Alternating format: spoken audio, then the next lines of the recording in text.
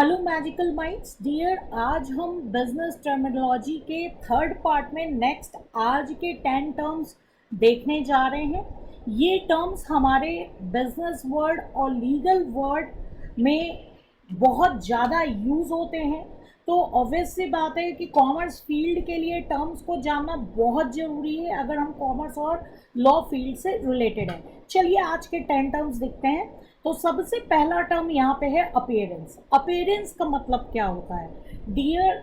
जब भी कोई केस होता है तो कोर्ट के सामने अपीयर होना होता है, राइट। तो कोर्ट के सामने जो लॉ सूट वाली पार्टीज़ हैं, या तो वो खुद अगर क्वासी जुडिशियल या उनको रिप्रेजेंट करने के लिए जो लॉयर्स होते हैं, ठीक है, वो उनके केस को जो है अदालत के सामने जो है रिप्रेजेंट करते हैं, तो उसी को हम क्या बोलते हैं? अपीयरेंस बोलते हैं।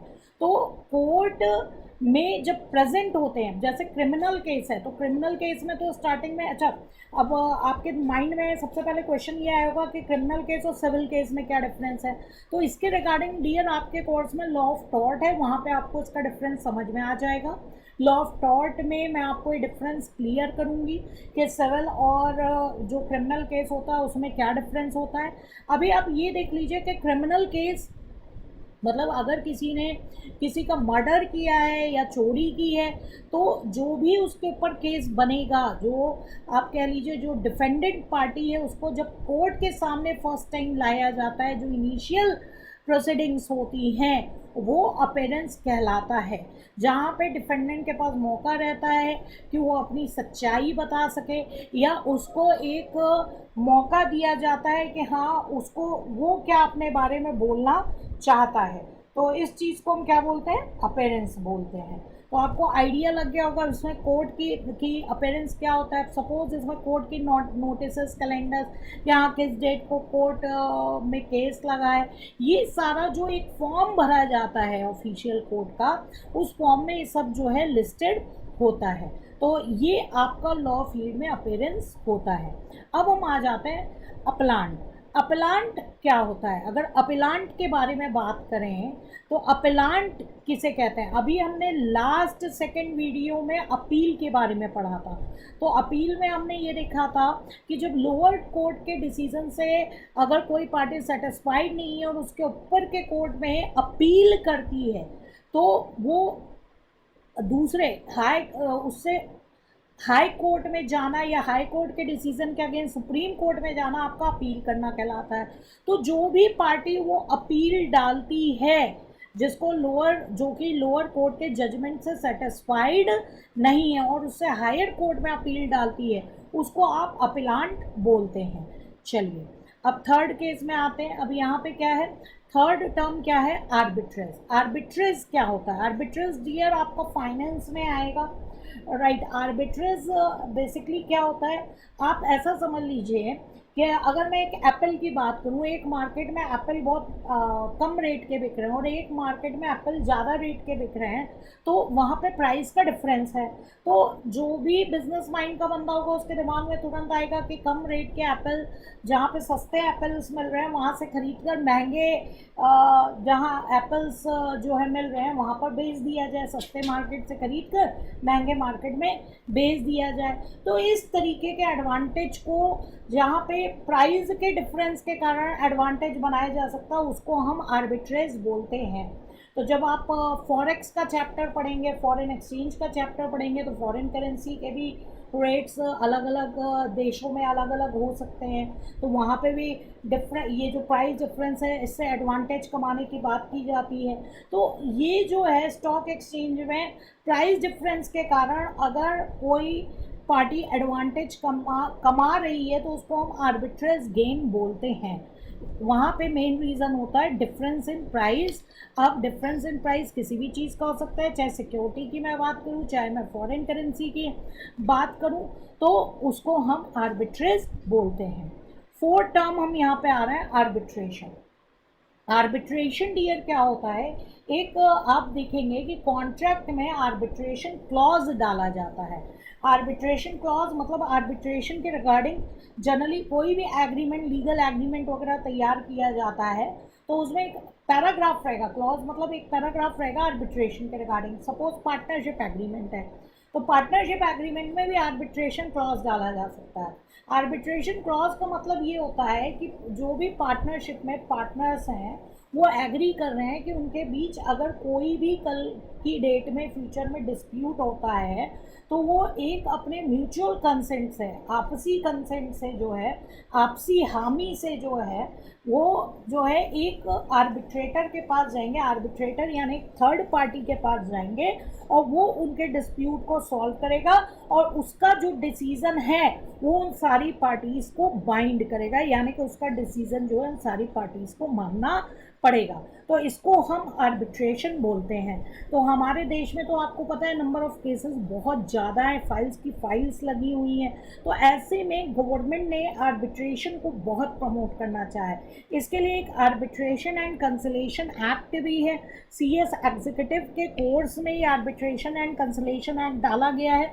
तो इसमें ये क्वासी जुडिशरी होती है। अब आपके दिमाग में आएगा क्वासी जुडिशरी क्या है, राइट? हमने डिस्कस किया हुआ है, हमने कॉन्ट्रैक्ट एक्ट में भी डिस्कस किया हुआ है, हमने कंपनी लॉ में भी डिस्कस किया हुआ है कि क्वासी जुडिशरी क्या होती है, राइट? तो यहाँ पे आप ये देखेंगे कि आर्बिट्रेशन की जो मैं बात कर रही हूँ कि एक क्वासी जुडिशरी है। क्वासी जुडिशरी मतलब कि आप मेन कोर्ट में अपना डिस्प्यूट नहीं ले जाएंगे, आप एक थर्ड पार्टी, जनरली आर्बिट्रेटर का रोल जो है रिटायर्ड जो जजेस होते हैं या जो बड़े लॉयर्स होते हैं वो करते हैं, वो जजमेंट करते हैं, राइट? और यहाँ पे जजमेंट फास्ट मिलता है, यहाँ पे आपको कोर्ट के पास जाने की ज़रूरत नहीं है, आप किसी भी आर्बिट्रेटर की सर्विस ले सकते हैं और वो डिस्प्यूट में जो डिसीज़न देगा उसका डिसीज़न जो पार्टीज़ हैं उनको मानना पड़ेगा। तो इसको हम आर्बिट्रेशन बोलते हैं।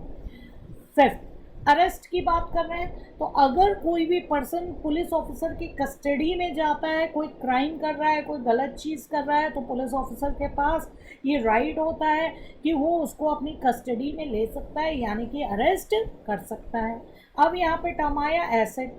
एसेट कोई भी जिसकी एक मॉनिटरी वैल्यू है, मनी में वैल्यू है, राइट? और उस चीज़ के ओनर कोई बिजनेस है, बिजनेस यानी कि अब बिजनेस के केस में कौन हो सकता है? कंपनी हो सकता है, आर्टिफिशियल पर्सन या LLP हो सकता है, राइट? या एक कोई नेचुरल पर्सन हो सकता है यानी कि इंडिविजुअल हो सकता है। तो वो चीज़ अगर किसी भी कंपनी, LLP या इंडिविजुअल की कस्टडी में कोई ऐसी चीज़ है जिसकी मॉनेटरी वैल्यू है, चाहे वो कैश हो चाहे फिजिकल फॉर्म में, जैसे फर्नीचर हो गया, बिल्डिंग हो गया, राइट? ऐसी कोई चीज़ है, ज्वेलरी है, राइट? तो टेंजिबल थिंग्स, राइट? तो वो टेंजिबल एसेट है। अगर वो इंटेंजिबल फॉर्म में, टेंजिबल मतलब जो दिखती है, इंटेंजिबल मतलब जैसे गुडविल है, लेकिन गुडविल को बेचा जा सकता है, उसकी मॉनेटरी वैल्यू है। या पेटेंट है, पेटेंट मतलब कोई आविष्कार किया गया है और आपने उसका कोई नई चीज़ आपने खोज ली और उसका आपने पेटेंट करवा लिया, ट्रेडमार्क है। तो ये सारी इंटेंजिबल एसेट्स होती है, यानी कि आप उस पेटेंट को बेच सकते हो, उस ट्रेडमार्क को बेच सकते हो, उसकी मॉनेटरी वैल्यू है, तो उसको हम यहाँ पे क्या बोलेंगे? एसेट बोलेंगे, राइट? 7 नंबर पे आपका एसेट टर्नओवर है डियर। ये एक रेशियो होता है, इस रेशियो का फॉर्मूला होता है सेल्स अपॉन एसेट, राइट? तो बिजनेस कितना सक्सेसफुल है, बिजनेस को आप कह लीजिए उसके वैल्यूएशन के लिए वेरियस टाइप के रेशियोज़ हैं, उसकी परफॉर्मेंस को कंपेयर करने के लिए बहुत सारे रेशियोज़ का कैलकुलेशन होता है, जिसमें से एक रेशियो है एसेट टर्नओवर रेशियो। यहाँ पे देखा जाता है कि जितनी भी बिजनेस के पास एसेट है उसके कंपैरिजन में बिजनेस सेल्स कितनी जनरेट कर पा रहा है, ये देखा जाता है कि जो एसेट है, सपोज किसी बिजनेस के पास 10 करोड़ की एसेट है तो साल में उस 10 करोड़ की एसेट को यूज़ करके कितना सेल्स जो है वो जनरेट कर रहा है। तो अक्सर ये होता है कि हर साल की परफॉर्मेंस को, एक ही कंपनी की हर साल की परफॉर्मेंस को कंपेयर करने के लिए या अलग अलग कंपनीज की परफॉर्मेंस को कंपेयर करने के लिए एसेट टर्नओवर रेशियोज जो हैं वो निकाले जाते हैं। 8 पॉइंट पे हम यहाँ पे देख रहे हैं असाइनमेंट। असाइनमेंट हमेशा याद रखिएगा ट्रांसफ़र ऑफ राइट। अब जैसे मैं पहले आपको समझा दूँ, सपोज़ आप ये समझिए कि मेरे ओनरशिप में कोई बिल्डिंग है और उस बिल्डिंग का मुझे रेंट आता है और मैं बिल्डिंग पे ओनरशिप मेरी है, राइट। तो ऑब्वियस सी बात है आने वाला रेंट भी मेरा है, लेकिन मैं कहूँ मैंने वो रेंट जो है, अपना रेंट मिलने का जो राइट है वो मिस्टर एक्स के नाम ट्रांसफ़र कर दिया।